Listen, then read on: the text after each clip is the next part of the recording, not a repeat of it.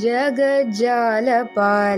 कचत्कण्ठमालं शरच्चन्द्रभालं महादैत्यकालं नभोनीलकायं दुरावारमायं सुपद्मासहायं भजेऽहं सदाम्बोधिवासं गलत्पुष्पहासं जगत्सन्निवासं सतादित्यभासं गदाचक्रशस्त्रं लसत्पीतवस्त्रं हसच्चारुवक्त्रं भजेऽहं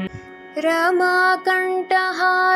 श्रुतिव्रातसारं जलान्तर्विहारं धराभारहारं चिदानन्दरूपं मनोदयस्वरूपं धृतानेकरूपं भजेऽहं जराजन्महीनं परानन्दपीनं समाधानलीनं सदैवानवीनं जगज्जन्महेतुं सुरानीककेतुं त्रिलोकैकसेतुं भजेऽहं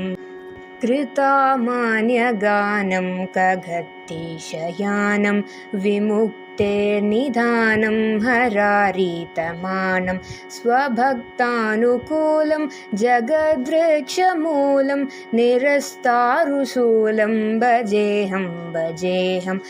समस्तामरेशं द्विरेपाभकेशं जगद्बिम्बलेशं हृदाकेशरेशं सदा दिव्यदेहं विमुक्ताखिलेहं सुवैकुण्ठगेहं भजेऽहं सुरालीबलिष्ठं त्रिलोकीवरिष्ठं गुरूणं गरिष्ठं स्वरूपैकनिष्ठं सदा युद्धधीरं महावीरवीरं भवाम्भोधिधीरं भजेऽहं